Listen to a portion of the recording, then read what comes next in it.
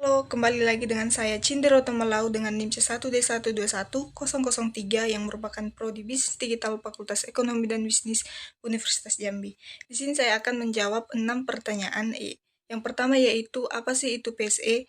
PSE atau penyelenggara sistem elektronik adalah setiap orang, penyelenggara negara, atau badan usaha dan masyarakat yang menyediakan, mengelola, dan mengoperasikan sistem elektronik secara sendiri-sendiri maupun bersama-sama kepada pengguna sistem elektronik untuk keperluan dirinya dan untuk keperluan pihak lain. Yang kedua yaitu manfaat PSE bagi masyarakat dan perusahaan. Manfaatnya yaitu dengan memiliki tanda daftar PSE, maka perusahaan atau badan usaha Anda mematuhi hukum yang berlaku dan terhindar dari pemblokiran dari Kominfo, serta membuat usaha Anda lebih dapat dipercaya orang.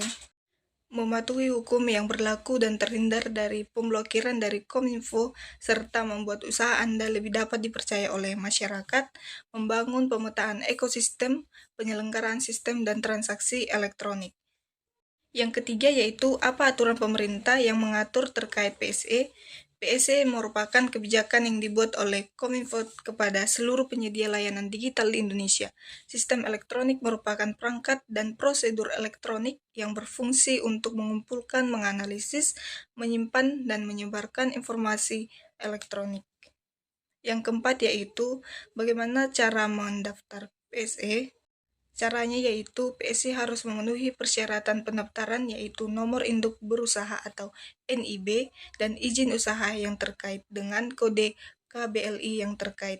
Setelah persyaratan terpenuhi, maka PSI dapat melakukan pendaftaran melalui OSS yang diinput NIB dan izin usaha terkait. Cetak tanda daftar PSE dan muncul tanda PSE telah terdaftar. Yang kelima yaitu, menurut Anda seberapa tepat aturan yang dibuat oleh Kominfo terhadap PSE? Menurut saya yaitu, saya dapat memberikan informasi bahwa aturan yang dibuat oleh Kementerian Komunikasi dan Informatika atau Kominfo Indonesia didasarkan pada undang-undang yang berlaku di Indonesia seperti Undang-Undang Nomor 11 Tahun 2008 tentang Informasi dan Transaksi Elektronik dan Undang-Undang Nomor 19 Tahun 2016 tentang Informasi dan Transaksi Elektronik. Tujuan dari aturan yang dibuat oleh Kominfo adalah untuk menjaga keamanan dan kenyamanan pengguna internet serta melindungi hak-hak pengguna dan kepentingan nasional. Oleh karena itu, aturan yang dianggap tepat oleh Kominfo sebagai upaya untuk meningkatkan kenyamanan internet dan mencegah penyalahgunaan teknologi informasi.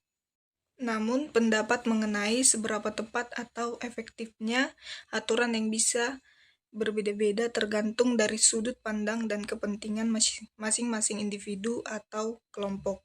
Ada yang merasa bahwa aturan tersebut memberikan keamanan dan perlindungan yang cukup bagi pengguna internet, namun ada juga yang merasa bahwa aturan tersebut terlalu membatasi kebebasan berekspresi dan beraktivitas di dunia maya.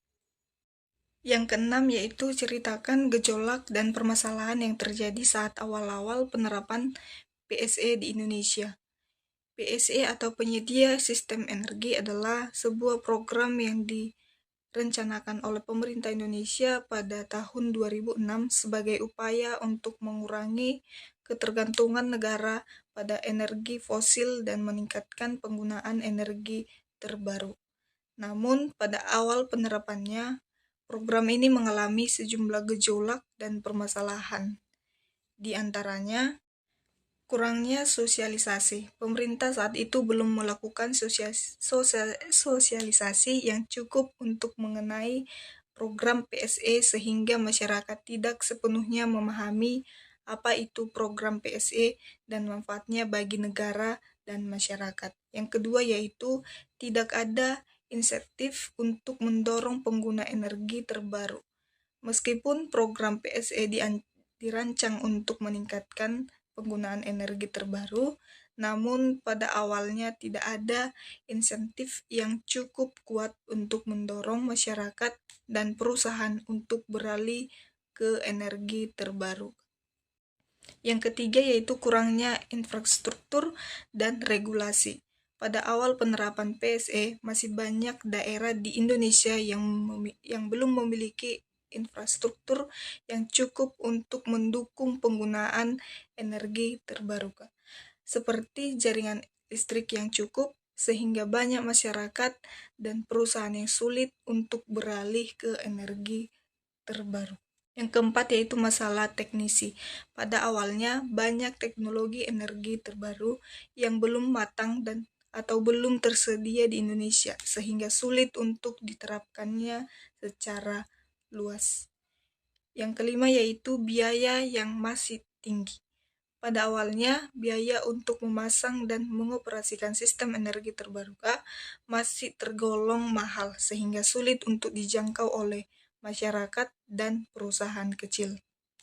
Namun, seiringnya berjalan waktu, pemerintah Indonesia terus melakukan upaya untuk mengatasi berbagai masalah tersebut dengan melakukan sosialisasi yang lebih intensif dan memberikan insentif bagi pengguna energi terbaru, membangun infrastruktur yang lebih baik, menyelesaikan masalah teknisi, dan mengurangi biaya penggunaan energi terbarukan. Ini membuat program PSE semakin berkembang dan mendapat dukungan yang lebih luas dari masyarakat dan perusahaan di Indonesia. Sekian dari saya, terima kasih.